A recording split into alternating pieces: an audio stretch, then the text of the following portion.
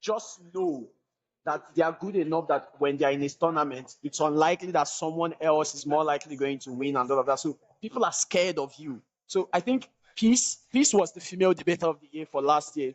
So you could say she was unarguably the best female debater as at last year. So Peace turning up in the tournament will just already send the message to other female debaters that hold up, we are probably not going to go as far as because this person is here. So I think maybe that counts. That counts. Then who counts as a dino? Again, it's just to be very honest. Let's say I joined the circuit in 2018. Maybe we can say dinos are people that started from 2020 upwards because this is like 5 years. I've been in the circuit for like 7 years. So let's say people that were 2020, 2019, 2018, we can count them as dinos. Maybe those from 2021, I don't think a lot of them have been able to build a record and a legacy that scares a lot of people around. Maybe some have been able to do so, but not a lot of them. So let's just say, for the sake of being as inclusive as possible, let's use 2020 for the benchmark. So we say it's a new century, it's a new decade of debaters. So yeah. So I think that we've clarified things. Number one, peace, you're a dino. Number two, I am not a dino. You guys heard it here first. And thirdly, But dinos wait, are wait, people. wait, John. Sure, you know I started in 2022. Just, What? just. I said, No, sure, you know I joined the circuit in 2022. that doesn't matter. He said as long as you've made a lot of impact, you are unarguably the best female debater as of 2024. So you now count as a dino. We shall see, Sha. Well, So I anyways, think, yeah. moving Now we on. can go on to our last question. Please, do you want to ask it again so he can answer, and then we can wrap up this session, this productive session for Yeah, the week? yeah. The last question is, what would you advise younger debaters in the circuit? I think it's pretty obvious, to be very honest. The advice is just out there. Go for it. I think a lot of new debaters have a problem of always wanting old debaters to go away before their shine.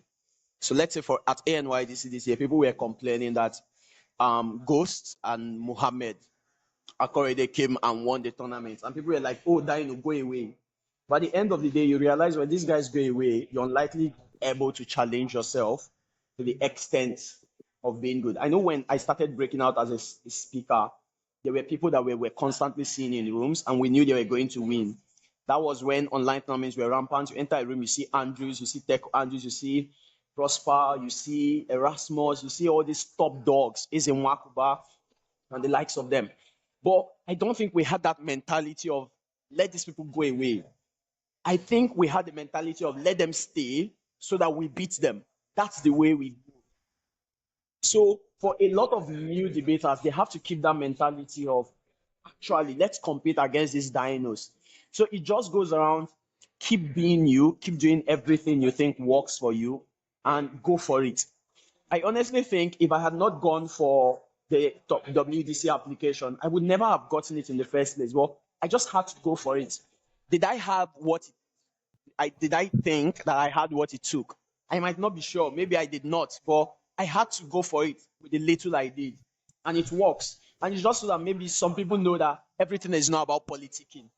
Many people think everything is about politics, that it's about who knows. But sometimes people get their flowers for what they deserve. So you just don't have to see yourself that why should I go for it when I know this person would get it?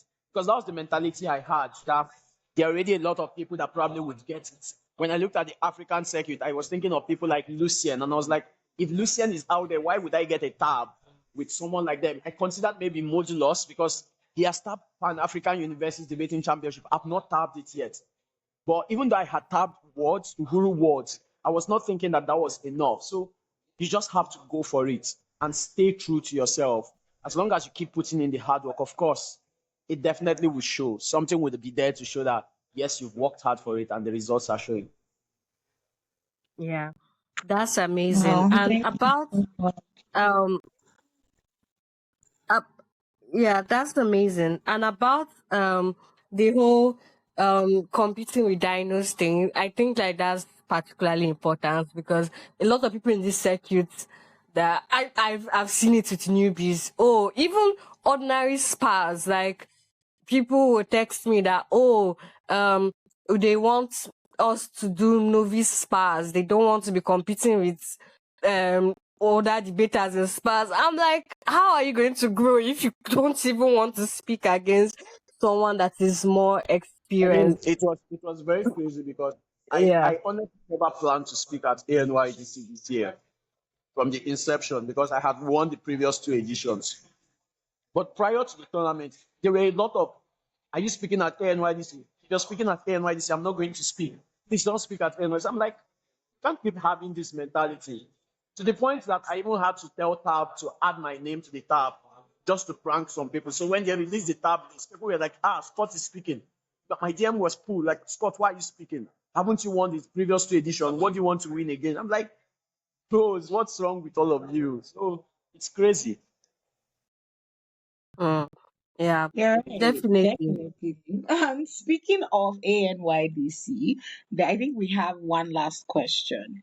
And we have had from popular opinion and considering we've been looking at the versus movements through over the years, we see you talking about hosting three back, being the only tournament organizers that have successfully hosted ANYDC for 3 years back to back.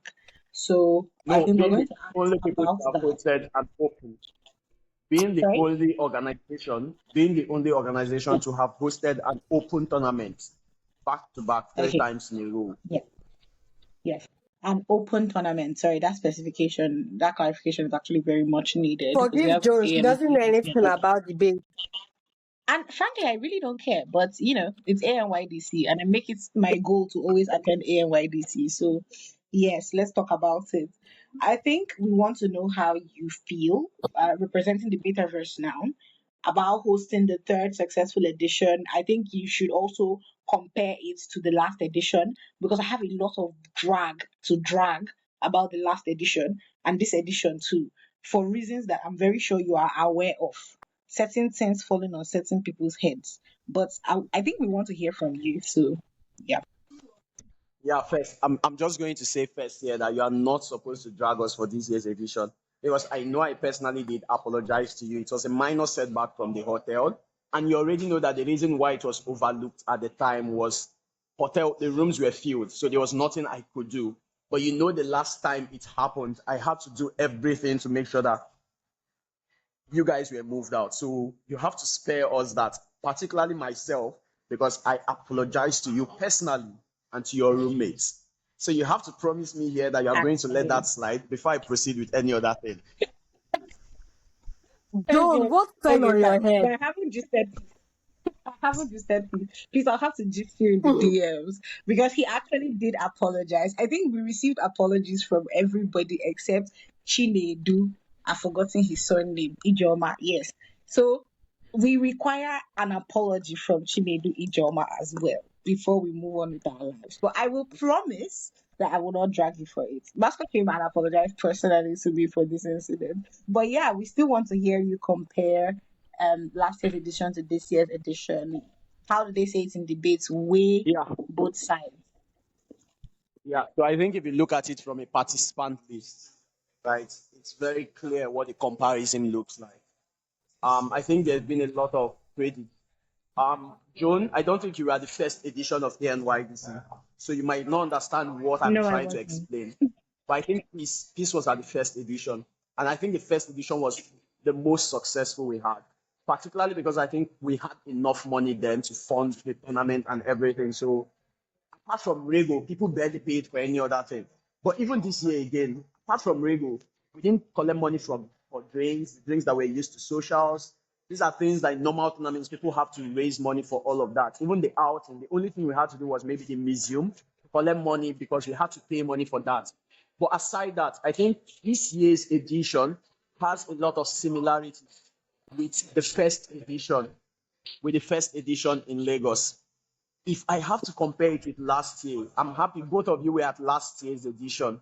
So you know what we saw, you know what we suffered last year. So seeing the success this year, that was a big improvement, particularly because first, we did not expect the turn up we had this year.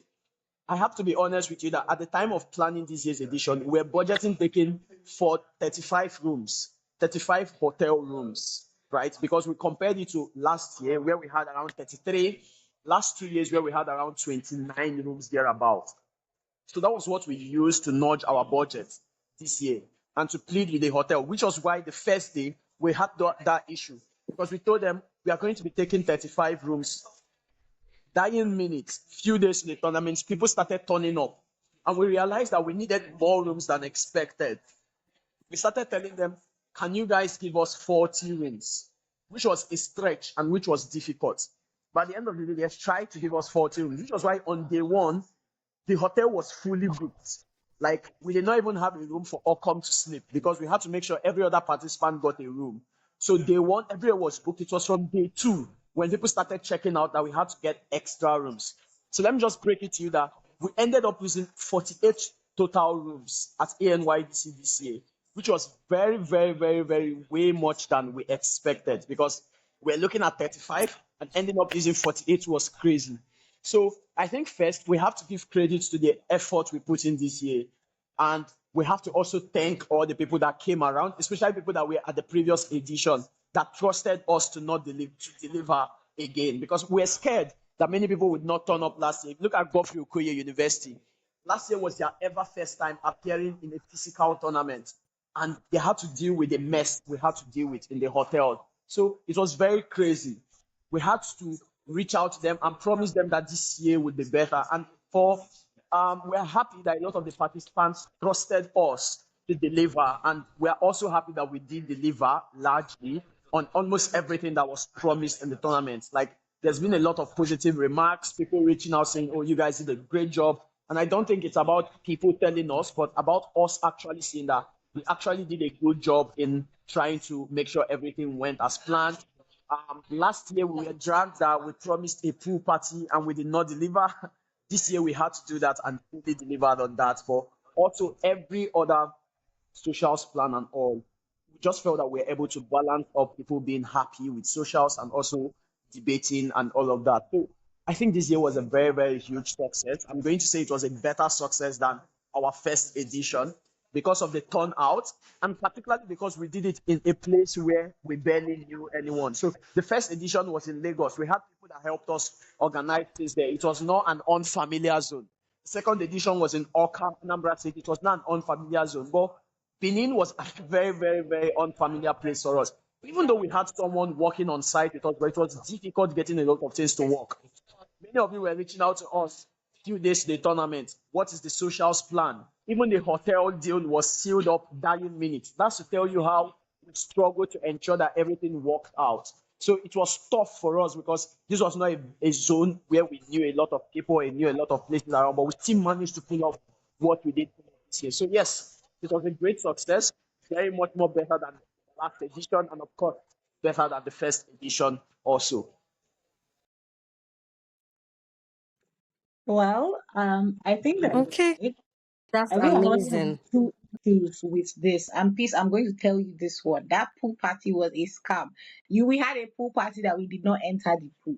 It does not count as a pool party. Number two, I did enter the pool, but peace, I But fell can you inside. blame them? Is it not There Nigerians? No, please Do calm down. Nigerians Calm down. enter pool? Peace, I fell there was inside the nothing pool. prevent there was nothing preventing you from entering the pool. I was in the pool all through the night. There were other people in the pool with me. So Don't you There were can't worry. the other I, people I in the know pool I with know me. Nigerians. All they do is to gather around the pool. Nobody enters the pool. Please, I'm telling you, I fell into the pool. I fell into the pool, as in I actually fell into it.